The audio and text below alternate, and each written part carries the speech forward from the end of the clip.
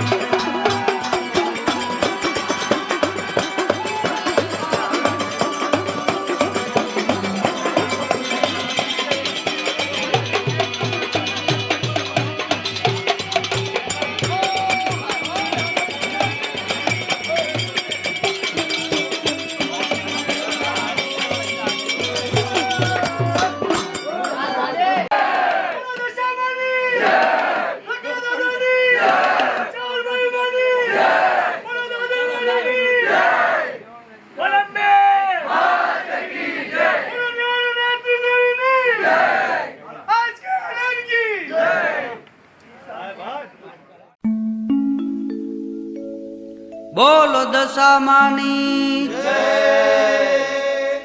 દશામાં દાળો વાળશે દુખડા કરશે દૂર વ્રત કરો દશામાં તણું તો સુખના ઉગશે સૂર. આ દુહાની પાછળ અદ્ભુત એક વાત પડી છે. એકેય દુહો એવો નથી જેની પાછળ કોઈ વાત ન હોય અને એકેય વ્રત એવું નથી કે જેની પાછળ કોઈ વાત ન હોય. એમાંની આજે એક વાત કરવાની છે. એ વાત છે દશામાની વ્રત કથા. શક્તિ એક છે જેના રૂપ અનેક છે, શક્તિ એક છે જેના નામ અનેક છે. એવી એક શક્તિ દશામાં. અને દશામાના વ્રત બરોબર અહાડ મહિનો હોય એ અહાડ વદ અમાસથી વ્રતની શરૂઆત થાય છે. એ અમાસથી ઉપવાસ શરૂ કરે બેનો. 10 દિવસ સુધી એ નકોરડા ઉપવાસ કરે છે.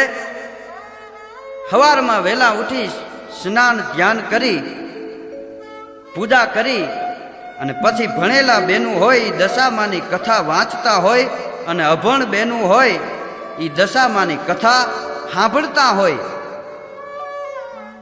સ્નાન કર્યા પછી સવારમાં એ કાચા હુતરના 10 તાતણા લઈ અને 10 ગાંઠો વાળી અને કંકુના ચાંદલા કરવામાં આવે છે.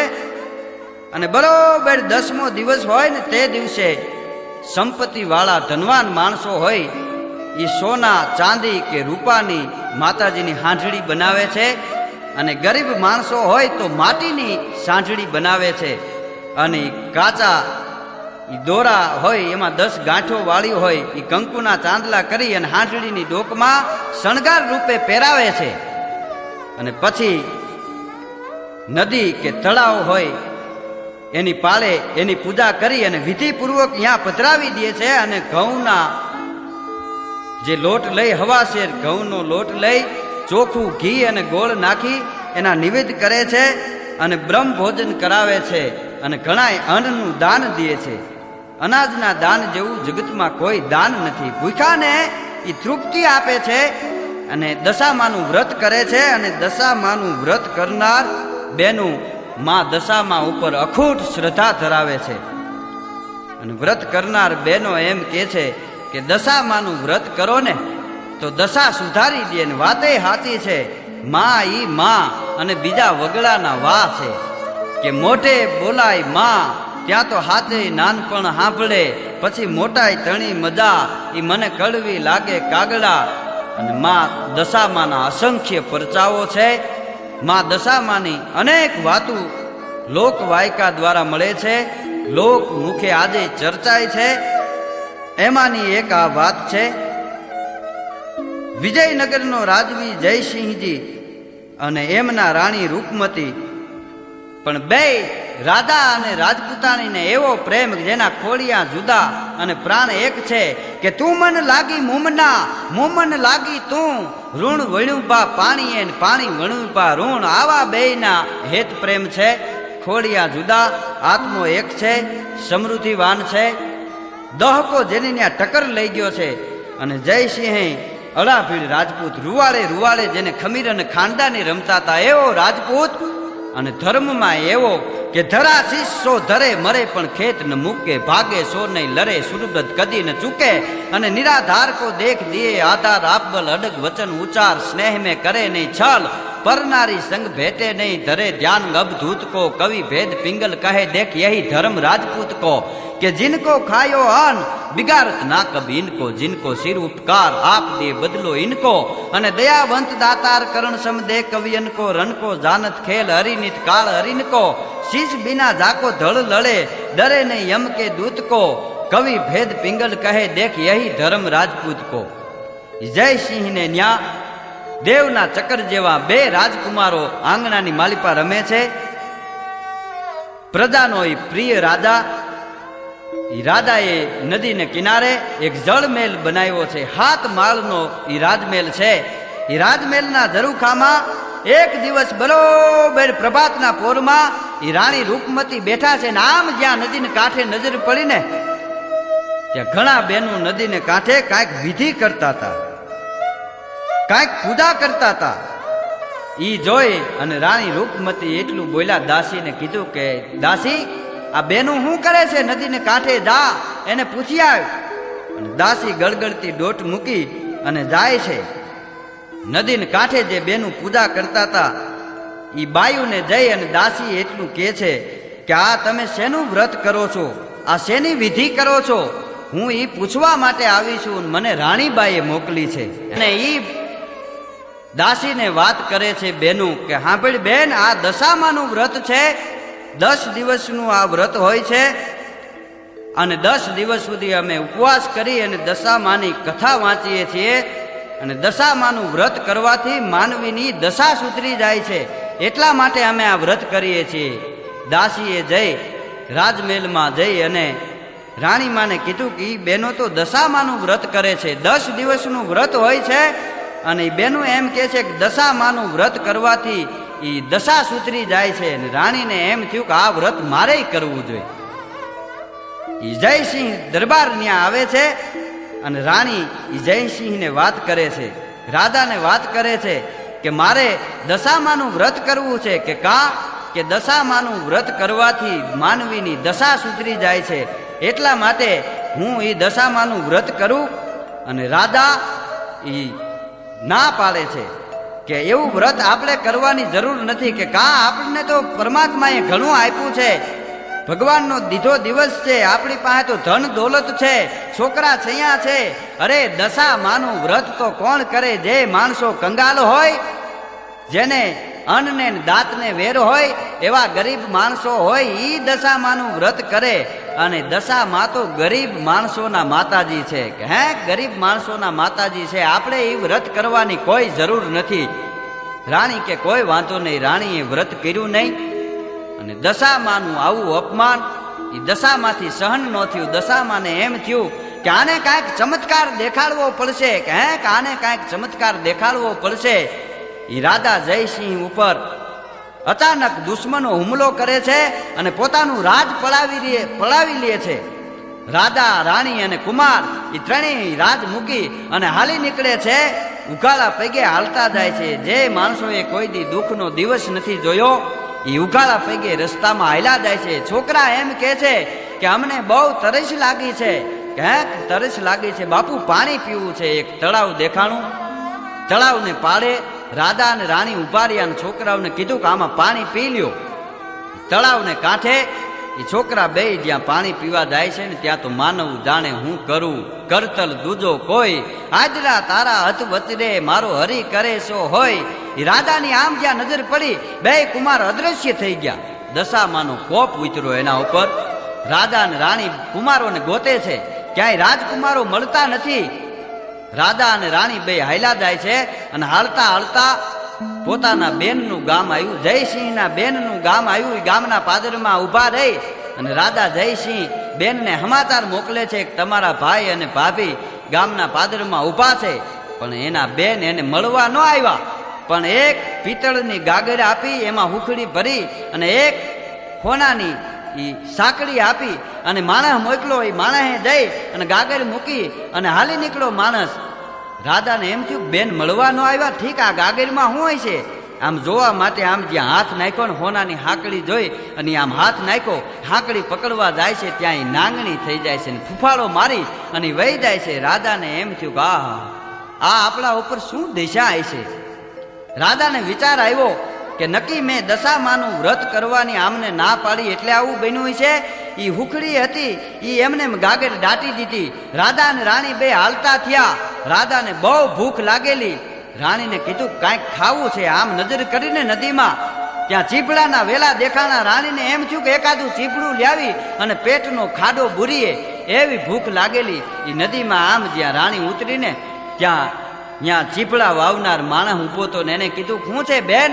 તો કે ભાઈ એક ચીપડું જોઈશે. વિચાર તો કરો, જે રાજની રાણી એક કહેતા 21 જણા જેની પાસે હાજર થાય, સોનાના થાળમાં જે જમતા, એ માતાજીના વ્રતનું અપમાન કરવાથી એની પરિસ્થિતિ કેવી થઈ ગઈ છે. રાણી એ માણસ પાસે ચીપડું માગે છે કે ભાઈ એક ચીપડું મને આપો. અને એ માણસને એના ઉપર દયા આવી જાય છે કે બિચારી બહુ ભૂખી હશે એટલે એક ચીપડું આપે છે. એ ચીપડું આમ પાલવમાં લઈ અને રાણી રાજા પાસે જાય છે ને કહે છે કે હાલો આ ખેતરમાં બેહીને ચીપડું ખાય. એ હજી આમ પાલવમાં ચીપડું હતાડેલું છે ત્યાં 8-10 સિપાહીઓ નીકળ્યા, ઘોડેસવારો નીકળ્યા, આવીને ઉભા રહ્યા કે શું છે ખોળાની માલિપા? રાણી એમ કહે છે કે આમાં ખોળામાં બીજું કાંઈ નથી, ચીપડું છે. તો કે બને બતાવ.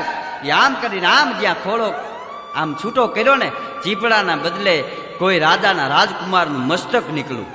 અને સિપાહીઓ એમ કહે છે કે આ તો અમારા રાજાના કુમારનું મસ્તક અને તમે આનું મસ્તક છેદ્યું, તમે આને મારી નાખો. બે રાજના ગુનેગાર છે, આને પકડી દો, જેલ હવાલે કરી દો આને.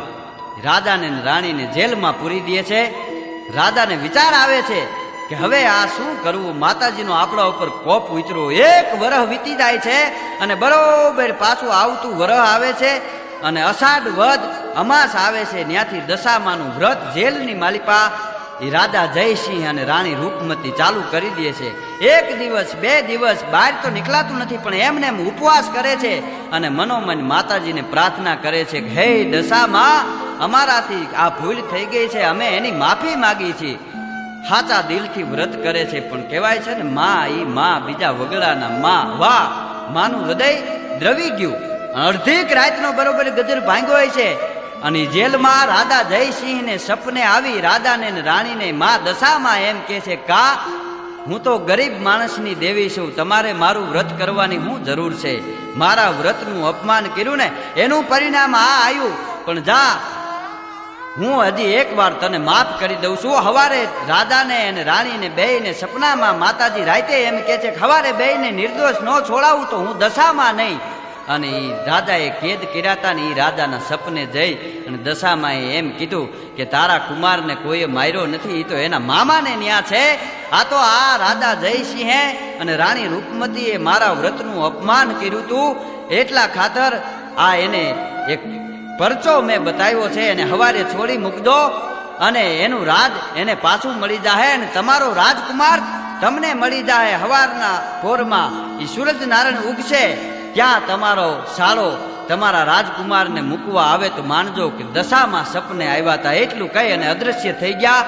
એ ઝબકીને રાજાએ જાગી ગયો. હવારે ઉઠી રાજાને રાણીને કેદમાંથી રાજાએ બહાર કાઢ્યા, બેયનું સન્માન કર્યું અને ખૂબ દ્રવ્ય આપ્યું અને બેયને રવાના કર્યા. અને સૂરજ ઉગીને થોડોક ચીડ્યો ને ત્યાં પોતાનો સાળો પોતાના દીકરાને મૂકવા માટે આવ્યો કે આ ભાણું પાતો મારે આંગણે હતા. રાજા ખૂબ રાજી થાય છે અને આ બાજુ રાજા જયસિંહ અને રૂપમતી બે હાલતા હાલતા પોતાના દરબારગઢ તરફ જઈ રહ્યા છે. રસ્તામાં જ્યાં કુંવર અદ્રશ્ય થઈ ગયા હતા એ તળાવ આવે છે. રાજાને એમ થયું કે મારા કુંવર આ તળાવે ખોવાઈ ગયા છે, હવે મળશે કે કેમ? હે દશામાં તું અમારા ઉપર કૃપા કરજે એવું અંતરથી સ્મરણ કરી અને આમ જ્યાં નજર કરે છે ને ત્યાં તો આદ શક્તિ દશામાં એ બે રાજકુમારને સોળે શણગાર સજી અને રાજકુમારને એક એક આંગળીએ ઝાલીને હાલ્યા આવે છે.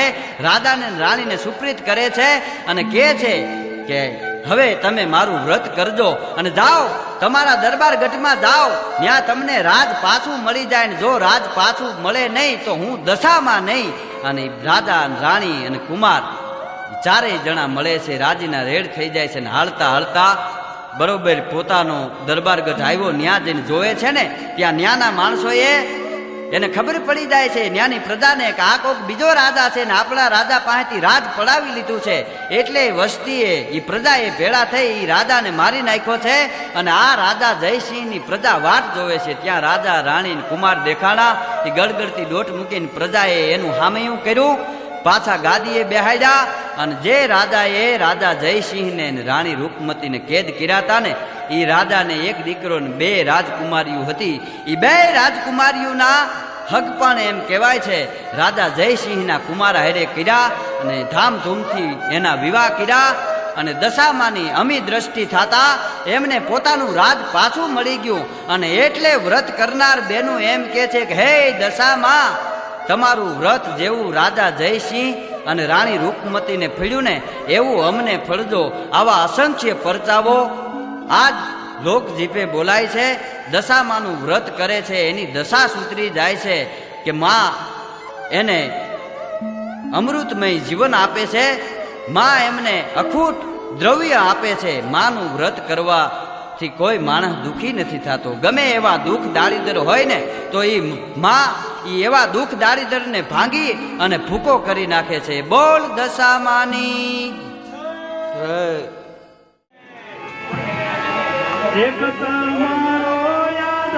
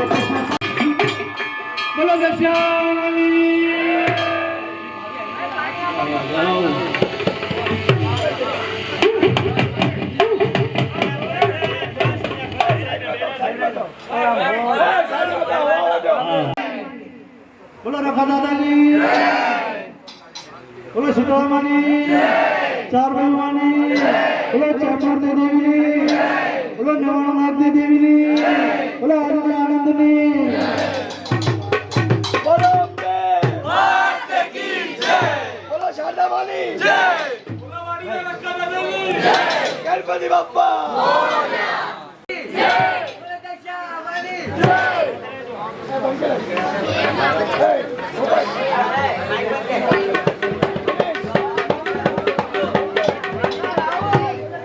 એક સેકન્ડ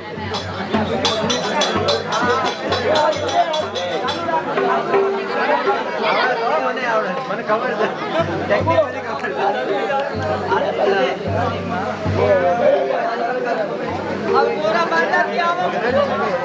હાલો આરતી ફટાફટ લેતા જાઓ